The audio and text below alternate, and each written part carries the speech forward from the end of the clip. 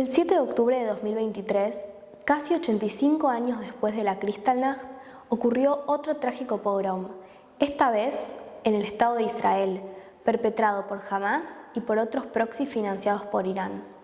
Este día fue el día en que más judíos fueron asesinados luego de la Shoah. Hoy vamos a preguntarnos si el 7 de octubre implicó también un punto de inflexión igual que lo fue la Kristallnacht.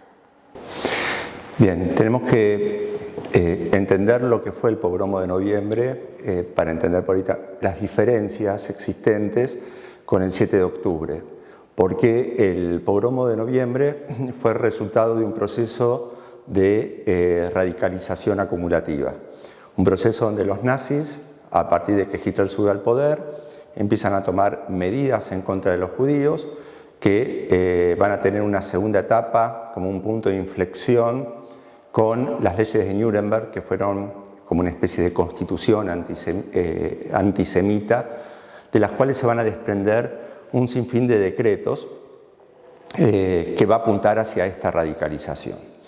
El año 38, ¿sí?, es donde los nazis entienden que han tenido un éxito incompleto en la política antijudía. ¿Por qué? Porque a inicios del año solamente un 25% de los judíos había emigrado de Alemania. La intención de ellos era que se fueran de Alemania y el resultado era incompleto. Entonces, el año 38 se lo va a conocer como un punto de inflexión, donde ahí sí entra fuertemente este concepto de muerte cívica, que había comenzado ya con la pérdida de la ciudadanía, la muerte económica en el 38, la arianización de los bienes de los judíos alemanes va a ser compulsiva y fuertemente la muerte social. Este periodo que avanza, podemos situarlo en el 38 con la con la anexión de Austria en el Anschluss, va a culminar en noviembre del 38 con el pogromo, marcando un punto de inflexión en la política antijudía, porque hasta ese momento los nazis se basaban más por lo que era un antisemitismo basado en leyes, y esto fue un pogromo, un antisemitismo visceral que afectó fuertemente a la comunidad judía en Alemania, en Austria y en la zona de los Sudetes.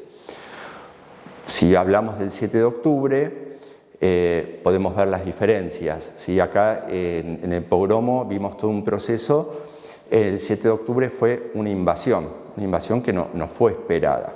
Pero a diferencia de lo que pasó en el pogromo de noviembre, el Estado de Israel tiene sus mecanismos para poder, y los aplicó para poder frenar lo que fue esta agresión. Entonces, a diferencia del 7 de octubre, hay una intención de destruir totalmente, a los judíos.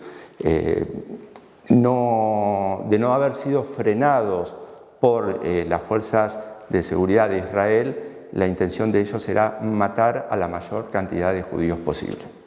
No veo paralelismos entre el pogrom de noviembre y el ataque de Hamás.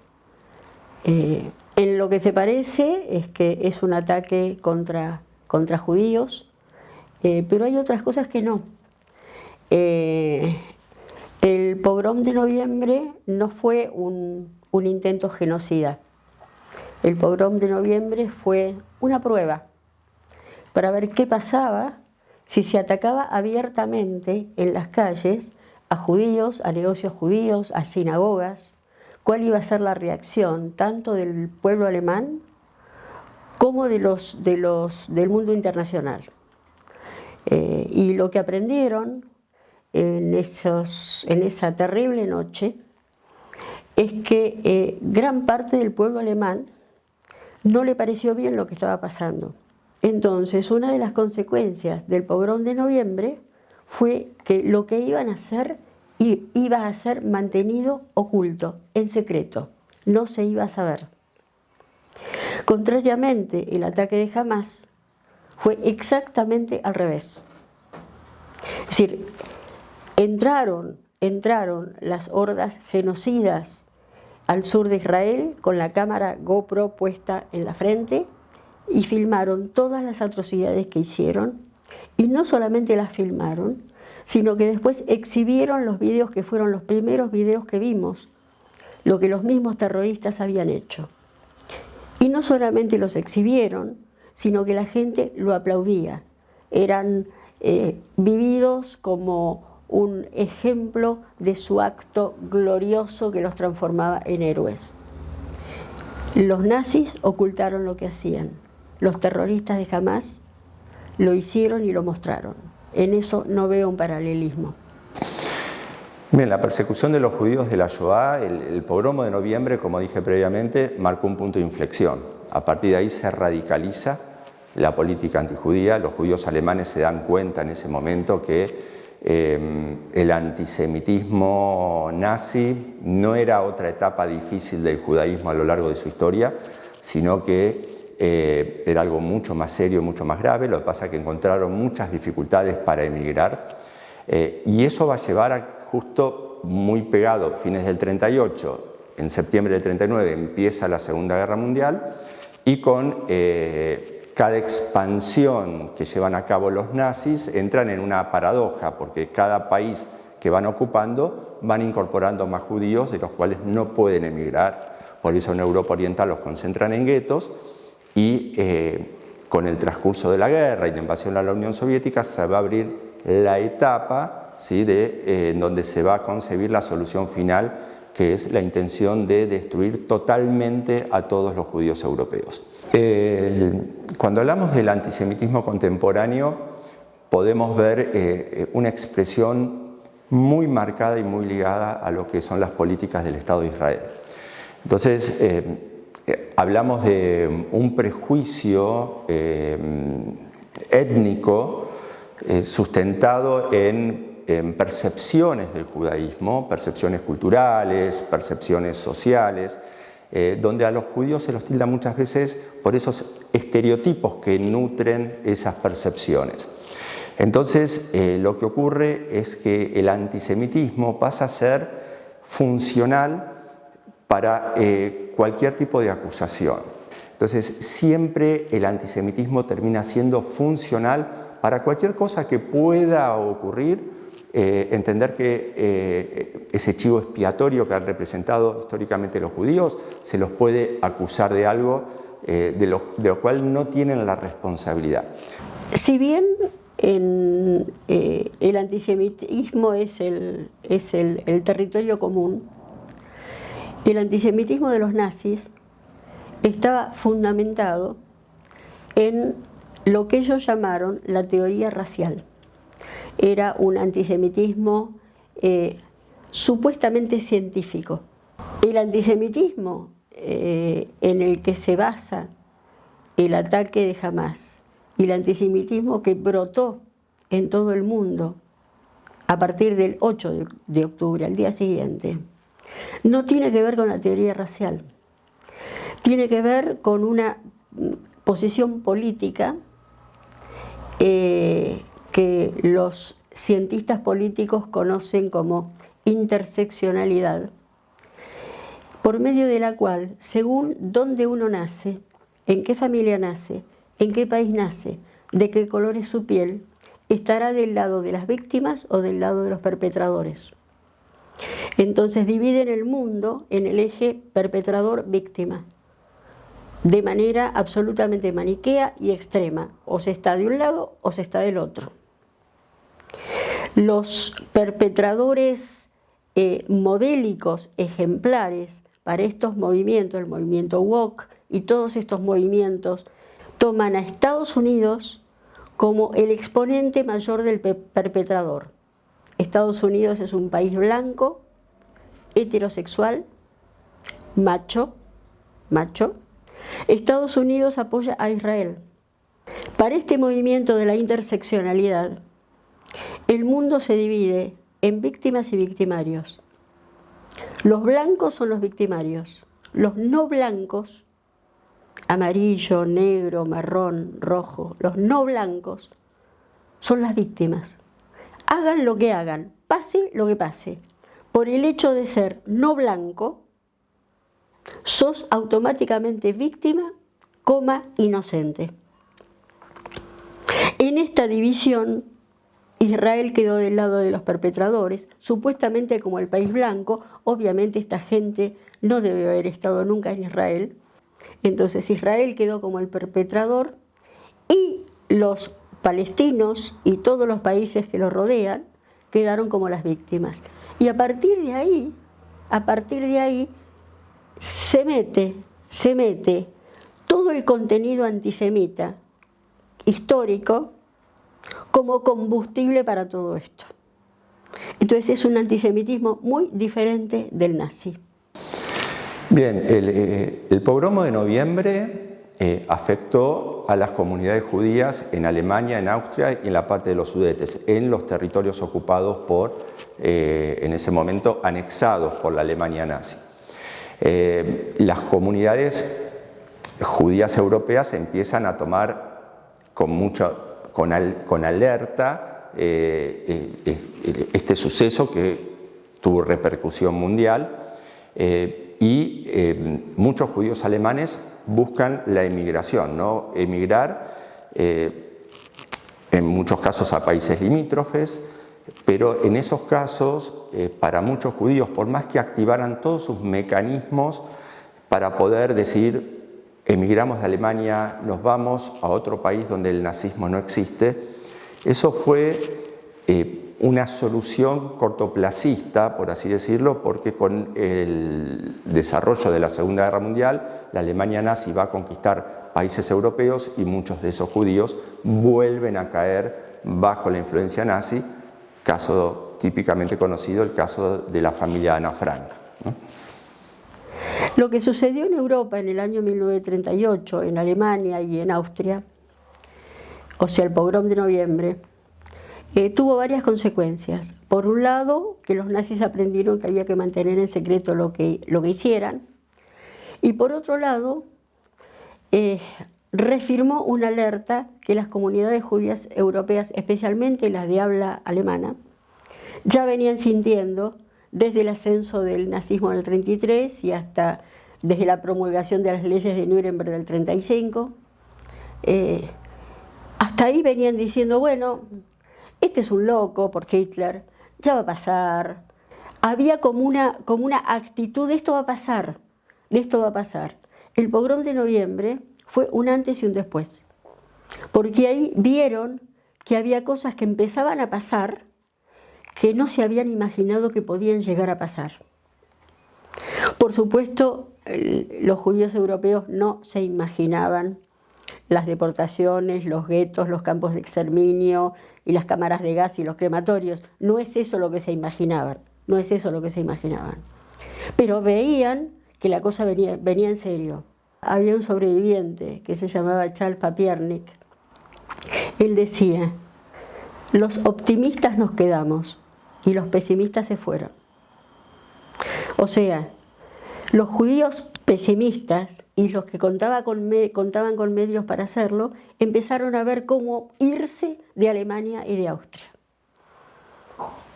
Y esa fue la primera consecuencia del pogrom de noviembre. Los sucesos del pasado, como el pogromo de noviembre, sirven para identificar acciones pregenocidas. Se llega al pogromo de noviembre después de una serie de medidas que se van tomando en la Alemania nazi que habilita ese pogromo. Si bien el pogromo no fue un genocidio en sí, pero sí ya marcó un punto de inflexión. En ese caso, lo que sirve es identificar cuándo empiezan a ocurrir dentro de un país, dentro de un Estado, acciones que lleven a la discriminación, a la deshumanización de los judíos como grupo, a la polarización dentro de una sociedad, decir ellos y nosotros, y si los judíos van a caer en la categoría de ellos, bueno, ahí hay un peligro para que esto pueda evolucionar en algo con agravantes, ¿no? Entonces allí es donde se tiene que tratar de detectar estos mecanismos para tomar acciones en consecuencia y evitar que pueda suceder algo así nuevamente. Lo que al menos yo aprendí personalmente, no necesariamente es lo que aprendieron los judíos, es que debemos seguir enseñando, debemos seguir explicando, debemos seguir contando qué hacemos, cómo somos, qué pasó y cómo fue. Pero al mismo tiempo tenemos que saber que hay un sustrato antijudío, un sustrato judeófobo que seguirá existiendo. Bien, sí, el nazismo utilizó de una forma muy innovadora la propaganda. El ministro de propaganda Joseph Goebbels tenía un talento, lamentablemente, para el manejo propagandístico, para generar, por un lado, consenso en la sociedad alemana, construyendo, por un lado, el mito de Hitler y, por otro lado, la propaganda antijudía, ¿no? Cómo ir adoctrinando desde jóvenes, desde niños, ¿no? Como decía el ministro de Educación de Alemania, nuestra función es crear un nazi, ¿no? Entonces, este adoctrinamiento a través de distintos recursos, desde periódicos, radios, cine, afiches, libros infantiles, van construyendo esta imagen estereotipada del judío, donde para los nazis el judío siempre terminaría cayendo en un estereotipo negativo. O era el judío bolchevique, ¿no? Responsable de la revolución bolchevique, las ideas comunistas, detrás de ellos estaban los judíos, o es el capitalista usurero, el capitalista explotador. Cuando hablamos de la actualidad, tenemos aquí una diferencia, que en la Alemania había una política de Estado que utilizaba la propaganda antijudía. Ahora, el uso de las redes sociales en la actualidad, si bien no estamos hablando no hablamos en un estado definido, sino que tiene una propagación a nivel mundial y una rapidez, y en donde también hablamos de inteligencia artificial, distintos recursos que se puede utilizar para manipular la información y dar noticias que son falsas, pero con la velocidad que se expande a través de las redes sociales es mucho más fácil que el prejuicio se instale muy fácilmente dentro de aquellos que puedan tener acceso a esa información, y ese es el gran peligro, ¿no? La velocidad a través de la cual se puede extender una información que es falsa o que alimenta cada vez más un estereotipo negativo. Y la propaganda es una herramienta poderosísima y ha sido tan exitosa que esta es la manera en la que los gobiernos, los dirigentes controlan algunas situaciones. Esto se vio claramente en la Shoah y se ve claramente en todas las guerras que emprenden los países. Hay toda una campaña de propaganda para transmitir cuál es el sentido de la guerra, para qué se hace y para que toda la población se encolumne detrás de esto. Pero también se usa para contagiar ideología. La propaganda está dirigida, está controlada y está diseñada a propósito, de manera muy pensada. La diferencia que yo veo con las redes sociales en este momento es que las redes sociales son horizontales. Las redes sociales funcionan, todos alimentamos las redes sociales. Pero entonces lo que vamos viendo en este momento con las redes sociales es que nos vamos ubicando en determinado lugar. Y hay un mecanismo cognoscitivo de los seres humanos que se llama el sesgo de confirmación. El sesgo es una desviación de la capacidad de conocer, en donde uno ve una cosa y no ve otras cosas. Con lo cual se va abriendo el escenario cada vez más y nos cuesta mucho escuchar las ideas del otro, las ideas del que piensa diferente. Con lo cual, el poder que tenemos en las redes sociales es enorme, pero al mismo tiempo nuestro lugar es absolutamente inerme, no tenemos defensa frente a esto. En la medida que en enero de 43 Alemania ya empieza a estar a la defensiva y va perdiendo territorios y se van abriendo nuevos frentes, como el frente de Italia, en el 44 desembarcan en Normandía, podrían haber, lo que se reclama es por qué no bombardearon las vías, por qué no bombardearon los campos. Tenían otras prioridades, que era la prioridad bélica, la prioridad de derrotar a la Alemania nazi y destinar esos recursos, que consideraban que bombardear Auschwitz no iba a generar frenar el exterminio de los judíos, pero podría haber sido un gesto simbólico, ¿Qué pasó con el 7 de octubre? Bueno, cuando fueron los ataques generó un shock a nivel mundial, hubo muchos países que se solidarizaron, pero en la medida que la guerra se extendió, es como que Hamás, al llevar a los rehenes, invitó a Israel a entrar en un pantano, ¿no? En una ciénaga. ¿Por qué? Porque los rehenes no los entregan y porque la política de Hamás es mientras más palestinos mueran mejor, ¿sí? Mejor para nuestra causa, porque no les importa en el fondo, ¿sí?, la causa palestina o los verdaderos intereses de los palestinos. Durante la Shoah, la comunidad internacional tuvo conductas disímiles.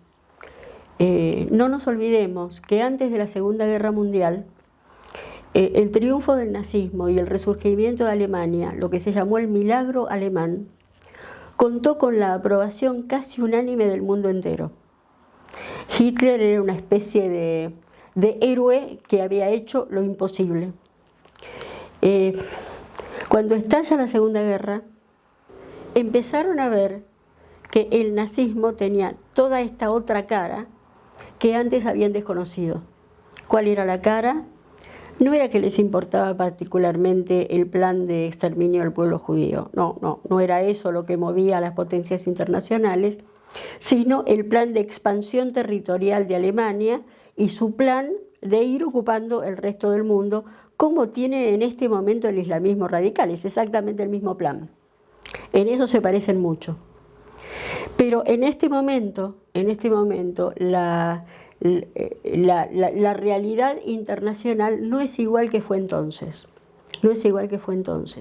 Aunque yo veo que está cambiando en este momento con la inclusión y con la evidencia del peligro de Irán, me da la impresión que muchos gobiernos están empezando a rever sus posiciones y están empezando a entender que el ataque de Hamás puso a Israel en una trampa de la que no podemos salir, porque para defendernos tenemos que atacar. Pero esto que está haciendo Israel, esto que estamos haciendo desde Israel, es hacer el trabajo sucio que el mundo libre no quiere hacer. Y esto que estamos haciendo es defender la democracia, defender la libertad y defender la república y una vida de convivencia pacífica. Y veo que están cambiando algunos gobiernos porque están entendiendo que hay que apoyar a Israel porque estamos haciendo esto que va a servir para todos. Cuando los aliados están derrotando a la Alemania nazi, las tropas estadounidenses llegan al campo de concentración de Buchenwald, donde tenían un lema que decía a cada uno lo suyo, ¿no? Los campos nazis tenían esos lemas, como el trabajo libera. El de Buchenwald decía a cada uno lo suyo. Pero los soldados norteamericanos, cuando entran al campo, encontraron carteles de los prisioneros que decía nunca más. Nunca más. Ese nunca más, que lo hemos escuchado después varias veces y también en la historia argentina, bueno, vemos que es una, de alguna forma, algo utópico y una gran expresión de deseo para que la humanidad no vuelva a caer, pero lamentablemente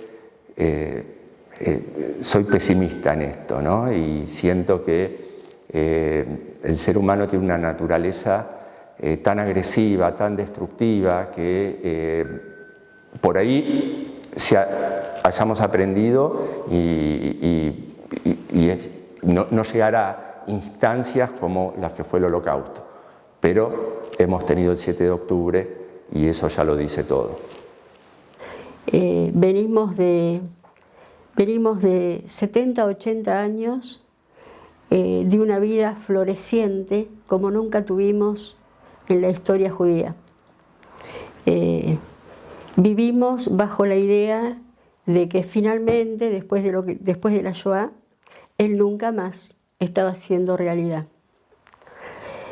Una cosa que aprendimos ahora y que tiene que servir para que lo tengamos presente en nuestro horizonte es que el nunca más es una frase hermosísima, pero que no es real.